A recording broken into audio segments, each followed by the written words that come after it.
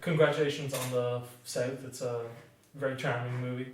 For those who may not know, could you tell us a little about the story? Yeah, it's about a kid called Tom, sorry, whose father passes away, and it kind of sparks a bit of sense of journey, I suppose, to get out and try to find his mother who left him as a kid and try to find out why she did.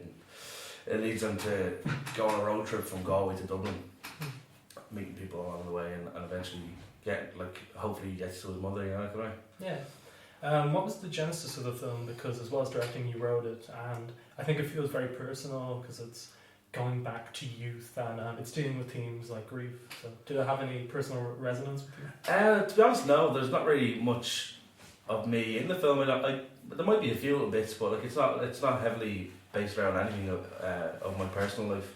I was watching a film called Charlie Countryman. Shia LaBeouf? Yeah, Shia LaBeouf, yeah. And it was actually recommended to me by Dara, who's the lead in South. Oh, right. I had previously worked with Dara on a feature film, on my first feature film. Was it A Day Like Today? Yeah, exactly, yeah. So I really worked with him, and it's a smaller role, but I really wanted to work with him again. So after seeing Charlie Countryman, I got about 20 minutes into it, and it wasn't really nothing about the story. It was more about just seeing the character. He kind of reminded me of Dara, and I just kind of had to stop the film and I started writing a plot outline, and then I finished the film. Blah, blah, blah. But I literally just wrote the film for Dara, so I just it just kind of kept starting to flow, and I couldn't finish it until I couldn't stop until I finished it, and I got it finished then 4 days later. I actually finished the script then 4 days. It seems like before I even wrote it, I actually I mailed Dara on Facebook asking him if he could play guitar. And he goes, yeah, okay, yeah, a little bit. And I said, alright, cool. Back in a few days, and then in 4 days I sent him the script and said, do you want to do this? Now, at that point I didn't know if it was going to be made or how it was going to be made. It was just, the script was there, and there were hopes that we could get it made eventually, but I didn't expect it to kind of come so quickly. You know? Yeah, it seemed to be such a fast production because you wrote it in a few days, and then I think Matthew Toman at the premiere was saying that you handed in the script, and then a couple months later you were filming, which is pretty much so. Yeah, so I met Matt about 2 months before we actually started maybe 3 months, and I've just been doing a bit of work for him, like promo work for nightclubs and stuff, because he has Bankhouse Productions, which do a lot of promo work as well. So we were talking then, and I showed him, I gave him a DVD of A Day Like Today, and eventually he watched it, and then I think I sent him a text, or maybe I rang him and I asked him, are you up for a challenge? And he goes, yeah, well, definitely, what's the challenge? I said, do you want to make a film now? Yeah, he seems to do that a lot, because I interviewed Jason Figgis a couple of weeks ago, and it was a similar thing with Do You Recognise Me, which played at the iFi Horathon. They seem to put out movies very fast. Yeah, no, totally. Yeah. Well, Jason, I'm sort of doing now a feature film project with Matt, which Jason started with Matt, it's like their kind of thing. Okay. So it's like a feature film project where it's like a class basically, where it's like an 8-week, now it's 10-week course. And people basically do the course, and we make a feature film at the end of it. So the trailer just went up for that yesterday. So it's a feature film, full-length feature film. We just finished shooting a couple of days ago actually, and it's about MMA. So that's cool. Now it's a student film, but I think it has potential to go a bit further, but I don't really know what they're going to be doing with it at the moment. I just wrote it and directed it, you know. I think those type of movies are interesting just as for film fans, and of course, this is how you make a movie low budget. Yeah, exactly. It's an intense experience anyway, because we did 2 weeks and then we had a lot of pickups to do because people weren't available and all that stuff so. It's interesting. I think it's something that could do very well for people that are aspiring actors, or you just want to give it a go, you know.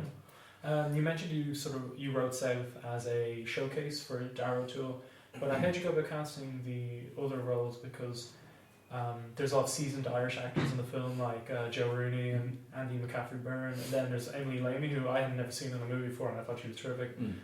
So how did that happen? Well, from the beginning, I had Andy in mind because I'd worked with her before and I just love working with her.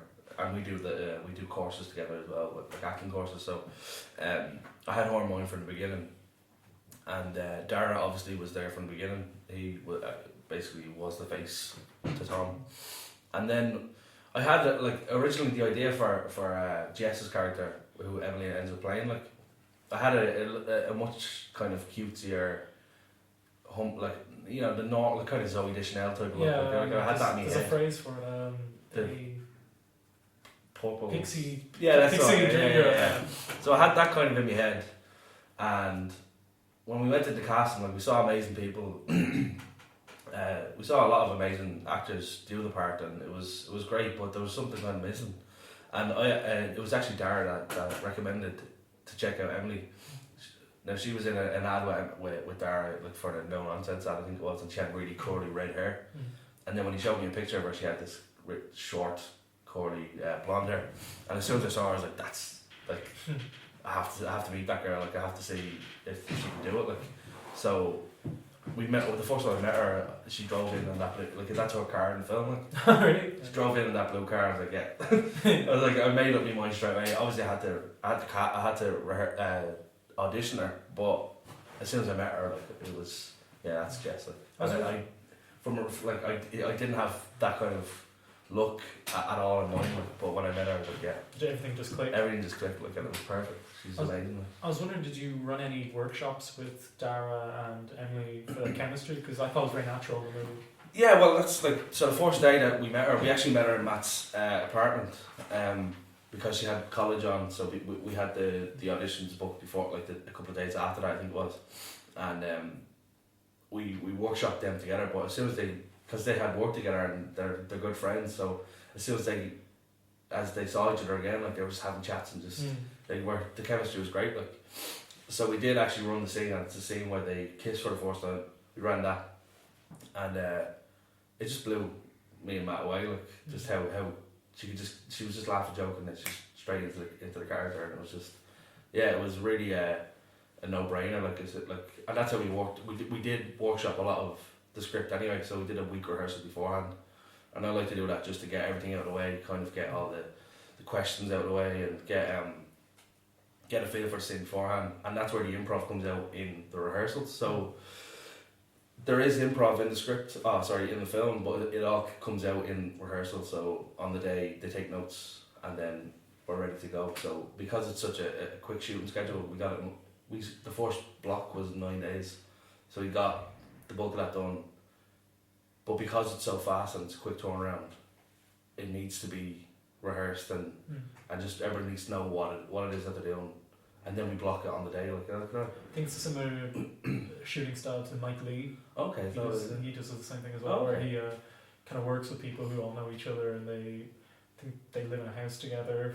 They work at the kinks of the character, and then they're just going straight to shoot. That'd be amazing. Like, we just didn't have a budget for that. Like, yeah, it'd be amazing to do that. Like, I'd love to. Like, if I do get a chance then to make a next film, and I have a bit of support behind me with, like, funding and stuff, I do hope that, like, there's a lot more time to do that and actually get everything nailed down. Like, can I make sure everything's perfect before? It definitely encourages a breezy naturalness to it. Yeah.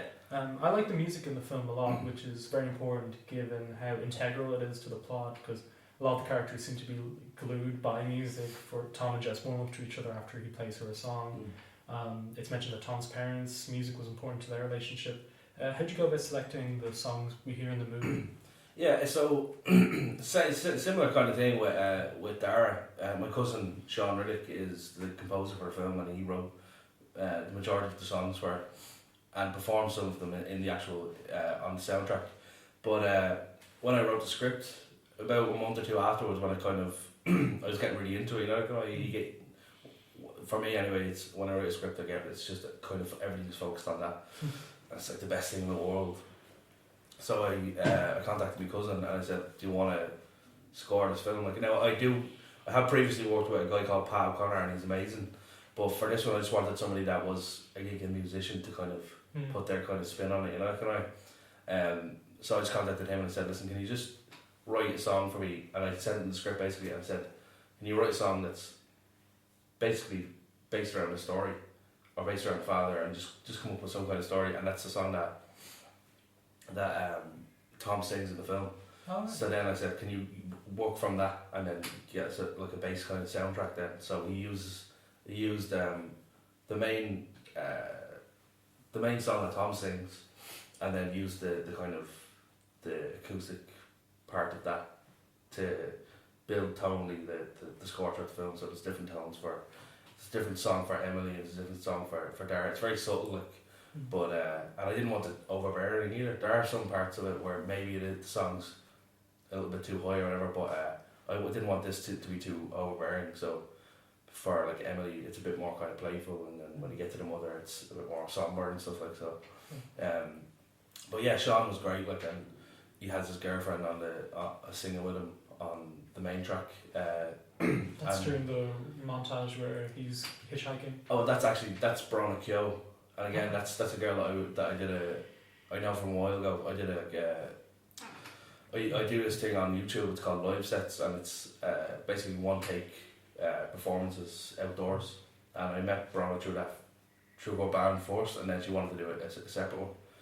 And the song she sang on that was just something that I fell in love with, and I think it would match the film really well, especially in the tone, because the kind of musical feel that I wanted for it was loosely based on Inside Llewyn Davis.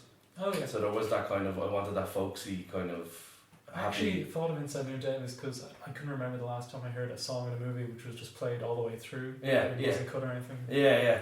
So that's what, like, that was my when I sent it to Sean, I was like, this is what I kind of want to base it around. Like, and he loves that film. He loves that kind of music as well, because that's what he's more folk punky type thing.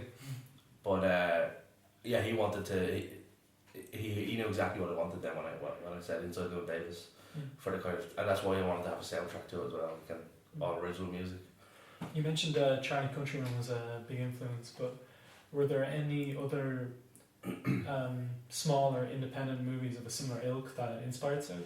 Yeah, I'm pretty sure there's a lot in there. Like Charlie Countryman would be one for.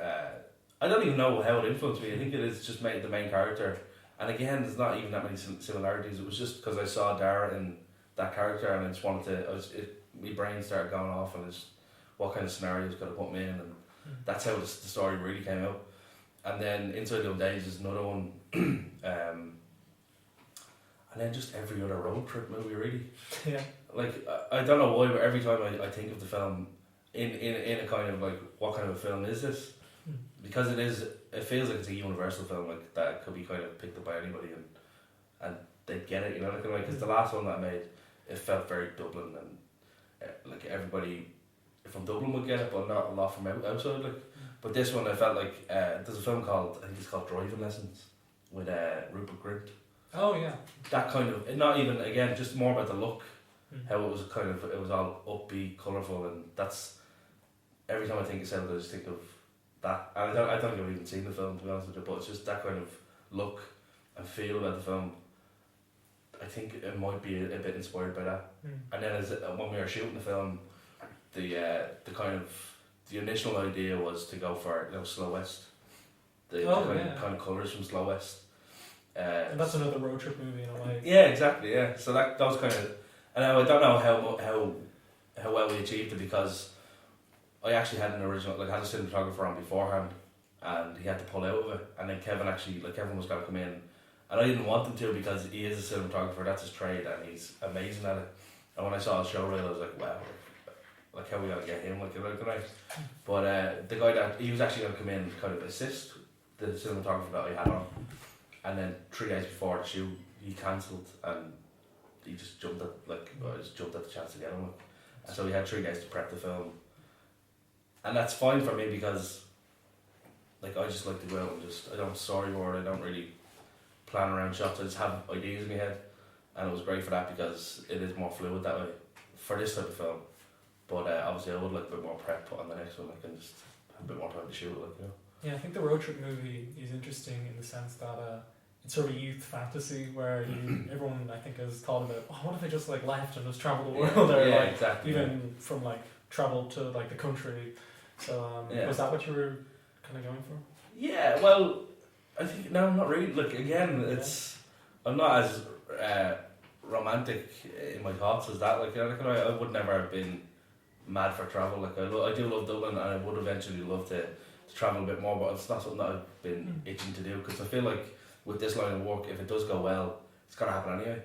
So that's what I'm looking forward to that if it does happen. But I've never actually had aspirations of just letting loose and just go. Like it's a cool idea, but it's not. That's not where the film came from. It was more just basing around the characters and their kind of struggle. So like the reason for the road trip was because just to get them to the mother. It wasn't for an experience. It was just literally to find out why his mother left him. Like, you know, so it was just story driven, and the road trip was just an obstacle in his way to get there. Like, you know.